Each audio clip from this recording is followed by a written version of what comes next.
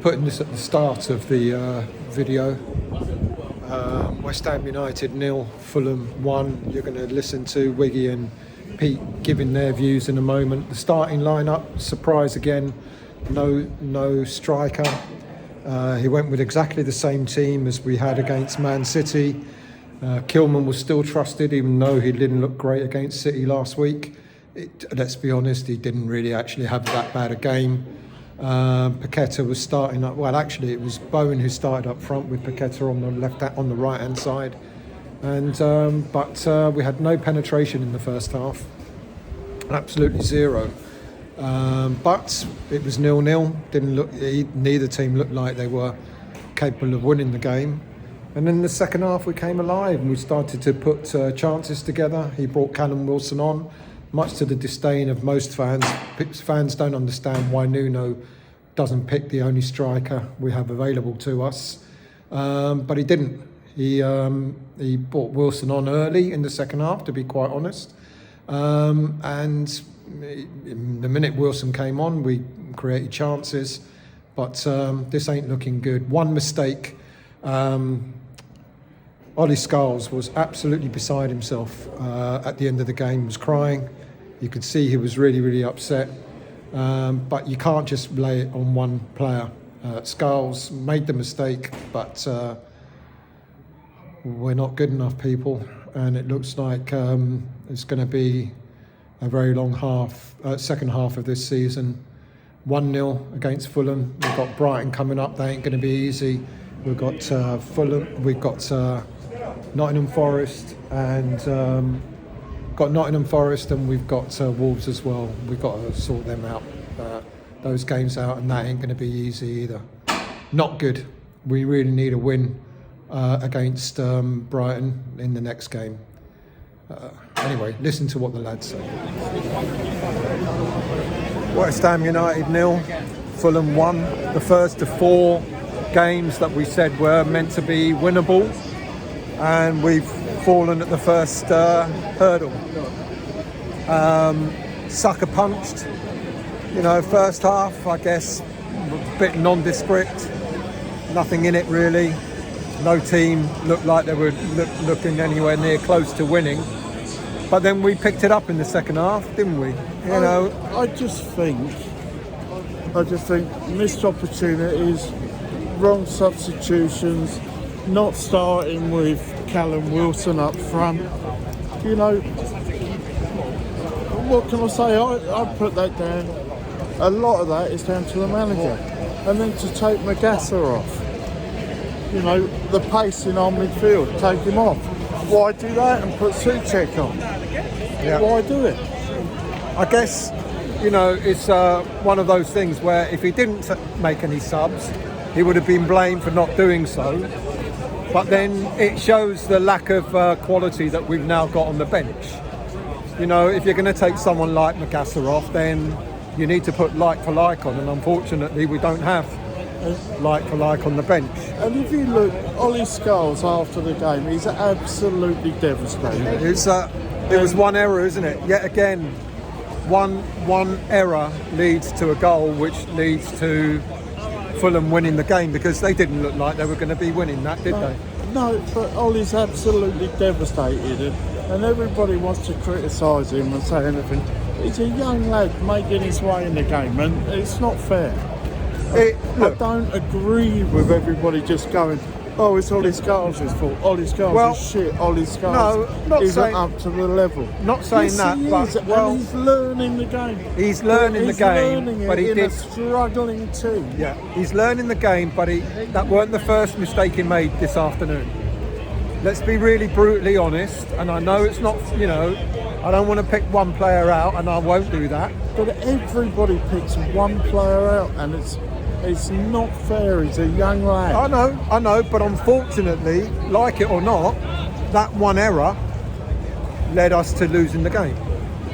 Let's be brutal, because Ollie Scarles, none of Paqueta's missed passes. No, oh God, yeah, we all know damn well that. But everybody wants to go Ollie Scarles. No, I agree with you. We all know damn well that Paqueta You know, keeps letting the team down. I mean, actually, in the second half, he probably had a better game.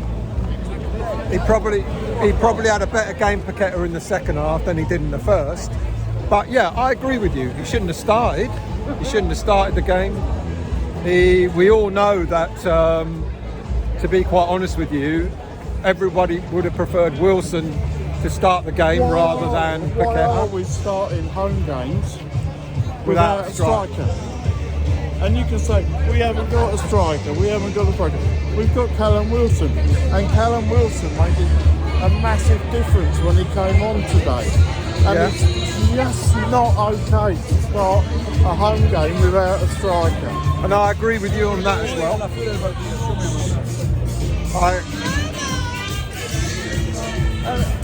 And I do, and I put it down to Nuno. Nuno doesn't trust his players. I don't know the reason why he doesn't start with a striker. Clearly, he doesn't. He either doesn't think he's got it in him to do, to be a starter. I don't know. But then we look at the Bournemouth game. He started there and he did really well. And then he took him off. Look, and he's hardly played him since. Look, this game, we had our chances, didn't we? Yes. In the second half. We definitely had our chances. And we probably should have won the game. But we didn't. And now we're looking for scapegoats. And we don't need to look at scapegoats. We need to be pulling together, thinking, come on, we've got Brighton Tuesday night. Let's have another go. Yeah. And let's at least play with a striker. Do you think he'll pick Wilson to start on? No, I don't, because I think he's stupid, if you like. You're the defender. Because he will not pick a side that's there to win a game.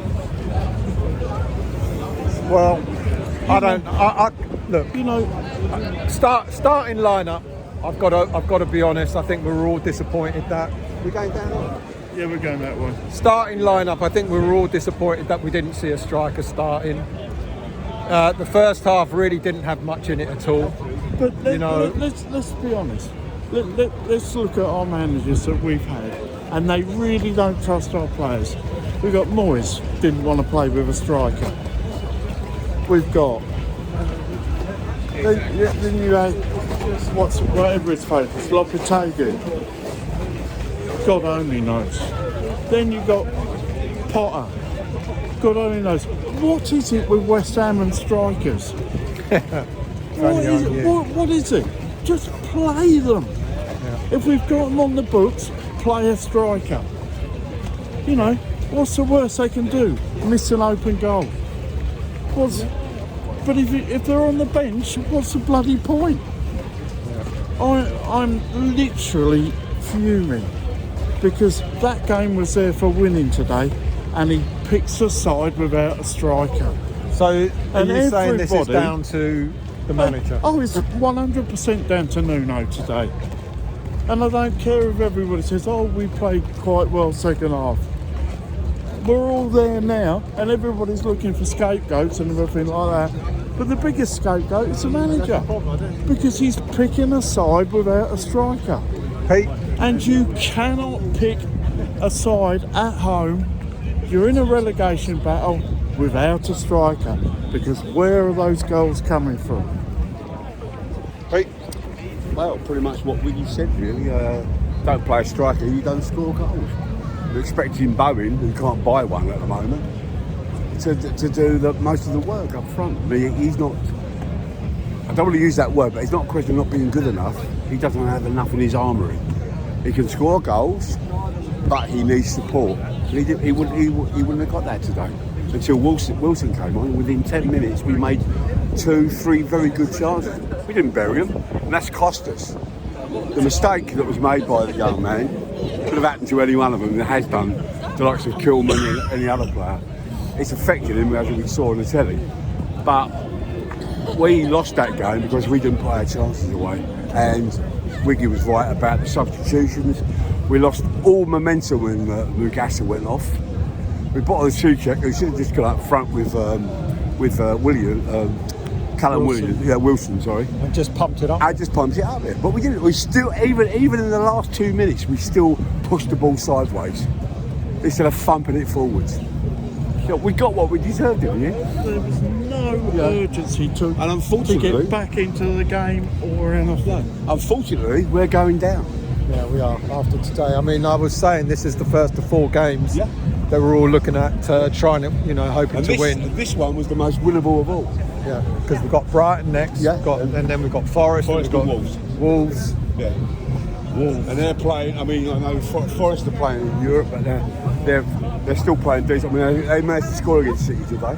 Yeah. Something we can't. But I would say to anybody, if you want to see any Premier League grounds, try and do the away games for the rest of the season, because that's the last time we're going to see them for a long, long time. Kind of agree. Because this side is poor. Yeah. It's very poor. Yeah. But it's been put out and directed very poorly. That's the problem. He's dealing with a squad that he inherited. No, he's got a striker, Pete, and he's not picking the striker. But he's a striker. We've got to go right. He's a striker that is in the twilight of his career. I mean, he's done his job. He has scored goals, but he has to play at the beginning of the game. Yes, thank you. There you go. It's on there. Yeah, sorry. And it's something that Nuno's got to employ it. We are not going to stay up by defending. We cannot. We didn't go out to defend today. No, we didn't go out to defend but today. we still couldn't score. Come and say something. Andy. Yeah. Come on. You're not a member. I know. Apparently I was told. Look, I'm being told off. Yeah. Apparently I was told that I didn't ring you. I thought I had. Would you mind also telling him that I am? You are a member, that is quite true. Anyway, let me finish off this podcast. So that's it. West Ham United 0, Fulham 1. It's a game we should have won, a game we didn't win. It looks as if this really is a relegation season. We need miracles now. We need to get into that transfer market and get some players in, because at this moment in time, it's not looking great.